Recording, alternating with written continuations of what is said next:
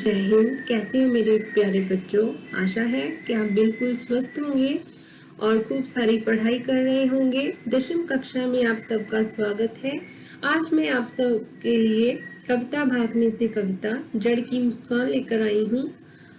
इसके कवि श्री हरवंश राय बच्चन जी हैं। इसमें बच्चन जी ने एक पेड़ के माध्यम से हम तक ये संदेश पहुंचाने की कोशिश की है कि अक्सर जो लोग हैं उन्नति के शिखर पर पहुंचकर, विकास के शिखर पर पहुंचकर अपनी आधारभूत इकाई को भूल जाते हैं कि जहां तक पहुंचने में उनकी किन किन लोगों ने सहायता की, इसके पीछे किन किन लोगों का योगदान है। ये सब भूल जाते हैं और पूरे का पूरा श्रेय अपने ऊपर ले लेते हैं। जिस प्रकार तना जो है जड़ को निर्जीव बताता है, डालियां तने को बताती हैं कि ये एक जगह खड़ा है, कभी आगे नहीं बढ़ पाया। इसी प्रकार जो पत्ते हैं वो डालियों को बताते हैं कि ये इस ध्वनि प्रधान दुनिया में एक शब्द तक नहीं बोलती। इसी प्रकार जो फूल है वो पत्तियों को कहते हैं कि ये पत्तियां जो है हवा के बल पर ही चल चल रही है। तो हमें देखो, हमें जो लोग है पसंद करते हैं, हम सबको सुगंध देते हैं। जड़ सबकी बातें सुनकर मुस्कुरा देती है। उसके मुस्कुराने का अर्थ यही है कि ये सब जो फूल पत्तियां तना है ये भूल रहे हैं कि इनका अस्तित्व जो है एक जड़ के कारण है। अगर जड़ नहीं होगी तो पूरा पेड़ सूख जाएगा, उसका कोई अस्तित्व नहीं, उनका जीवन जो है जड़ के ऊपर टिका हुआ है।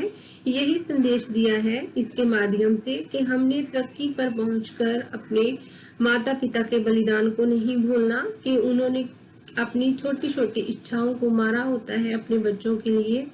तो हमारी तरक्की के पीछे बहुत सारों का योगदान होता है। इसमें हमारे माता पिता, भाई बहन और दोस्तों का और अध्यापकों का सबका योगदान होता है, तब जाकर हम उस उन्नति के शिखर को छूते हैं। तो आओ आज हम करते हैं इसकी सप्रसंग व्याख्या।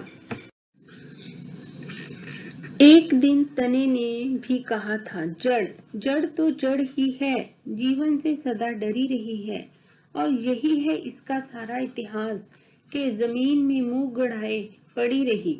लेकिन मैं जमीन से ऊपर उठा, बाहर निकला, बड़ा हूँ, मजबूत बना हूँ, इसी से तो तना हूँ। इसमें एक दिन तने ने कहा कि जो जड़ है, ये जड़ तो जड़ ही है, ये हमेशा जीवन से डरती है। और इसका यही इतिहास है कि हमेशा ये जीवन से डरकर जमीन के अंदर मुंह छुपाकर पड़ी रहती है। तो कहता है, लेकिन मुझे देखो, मैं जमीन से ऊपर उठा, बाहर निकला, बड़ा हूँ, फिर मैं मजबूत बना हूँ, इसीलिए तो मैं तना कहलाया। एक दिन डालों ने भी कहा था, तना किस बात पर है तना, जहाँ बिठाल दिया गया था वहीं पर है बना।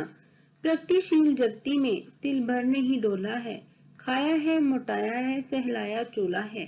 लेकिन हम तने से फूटी, दिशा दिशा में गई, ऊपर उठी, नीचे आई, हर हवा के लिए डोल बनी, लहराई, इसी से तो डाल कहलाई।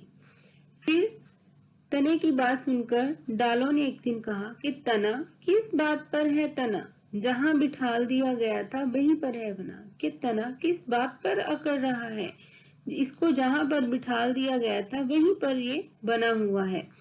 प्रगतिशील जगती में तिल भर नहीं डोला है, क्योंकि ये विकासशील संसार में ये तिल भर भी आगे की ओर नहीं बढ़ा। खाया है, मोटाया है, सहलाया चोला है, कहते इसने सिर्फ खाया है, मोटा हुआ है और अपना चोला बढ़ाया है। लेकिन हम तने से फूटी, दिशा दिशा में गई। वो कहती कि हमें देखो, हम तने से निकली, फिर अलग अलग दिशाओं में गई, ऊपर उठी, नीचे आई, कोई डाली ऊपर गई, कोई नीचे को झुकी, हर हवा के लिए डोल बनी, लहराई, इसी से तो डाल कहलाई। कहती हर हवा के साथ हम हिली, डोल बनी, इसीलिए हम डाल कहलाई। एक दिन पत्तियों ने भी कहा था, डाल डाल में क्या है कमाल, माना बेझूमी झुकी डोली है, ध्वनि प्रधान दुनिया में एक शब्द भी वह कभी बोली है। लेकिन हम हर हर स्वर करती हैं, मरमर स्वर मरमरा भरती हैं, नूतन हर वर्ष हुई, पतझड़ में झर, बहार फूट फिर शहरती हैं, विथकित चित पंथी का शाप ताप हरती हैं। फिर डालों के बाद पत्तियां कहती हैं कि डाल में क्या है कमाल, कि डाल में ऐसा क्या कमाल है, माना वह झूमी झुकी डोली है। कहती है कि माना वह झूमती है, झुकती है, डोलती है। ध्वनि प्रधान दुनिया में एक शब्द ही वह कभी बोली थी, लेकिन इस ध्वनि प्रधान दुनिया में वह एक शब्द तक बोलती नहीं है। लेकिन हम हर स्वर करती, कहती लेकिन हमें देखो, हम हर का स्वर करती हैं, हर की आवाज करती हैं। मरमर स्वर मरम भरा भरती है, कि हम मरम भरा बहुत ही आनंददायक शब्द जो है, स्वर जो है निकालती हैं। नूतन हर वर्ष हुई, हर साल नूतन होता है नया, हर साल हम नई होती हैं। पतझड़ में झड़ और पतझड़ में झड़ जाती है। बहार फूट फिर चढ़ती है और बहार के मौसम में हम फिर से फूट पड़ती हैं, लहराती हैं।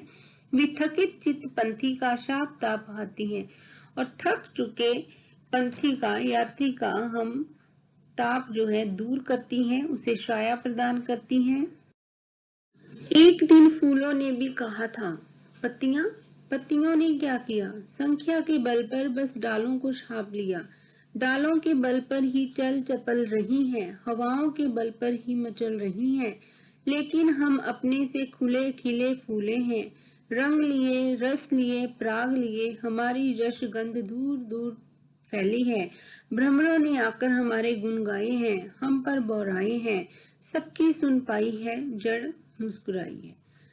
फिर फूलों की बारी आती है, वो कहते हैं कि पत्तियों ने क्या किया है, संख्या के बल पर बस डालों को छाप लिया। कहता पत्तियों ने कुछ नहीं किया, केवल संख्या के बल पर इन्होंने डालों को ढक लिया है। डालों के बल पर ही चल चपल रही है, कि डालों के बल पर ही जे चल चपलती हैं, लहराती हैं। हवाओं के बल पर ही मचल रही है, हवाओं के बल पर ही जे मचलती हैं, हिलती हैं। लेकिन हम अपने से खुले खिले फूले हैं, लेकिन हमें देखो, हम अपने आप खिलते हैं, खुलते हैं, फूलते हैं। रंग लिए, रस लिए, पराग लिए, हमने रंग लिया है, हमारे अंदर रस है, पराग है। हमारी यश गंध दूर दूर फैली है, कहता हमारा यश और हमारी सुगंध जो है दूर दूर तक फैलती है, फैली हुई है। भ्रमरों ने आकर हमारे गुण गाए हैं, जो भंवरे हैं वो भी आकर हमारे गुण गाते हैं। हम पर बौराए हैं, हमारे इर्द गिर्द घूमते हम पर बौराते हैं। सबकी सुन पाई है, जड़ मुस्कुराई है।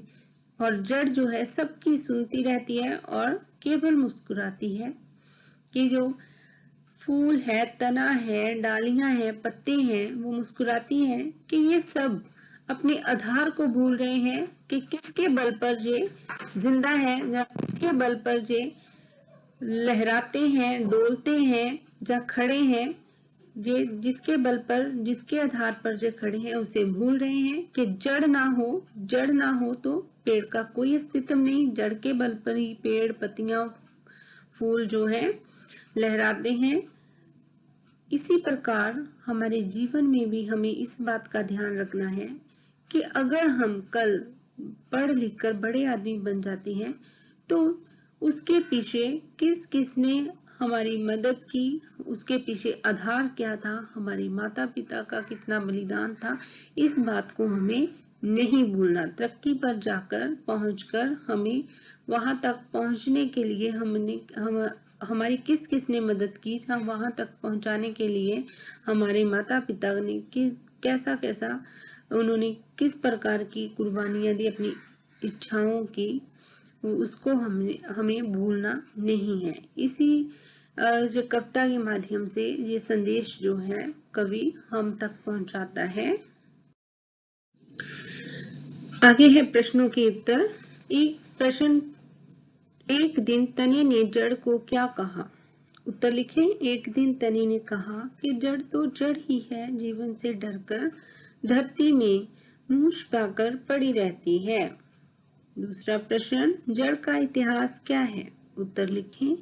जड़ का इतिहास है कि वह जीवन से सदा डरी रहती है और धरती में मुंह छिपाकर पड़ी रहती है।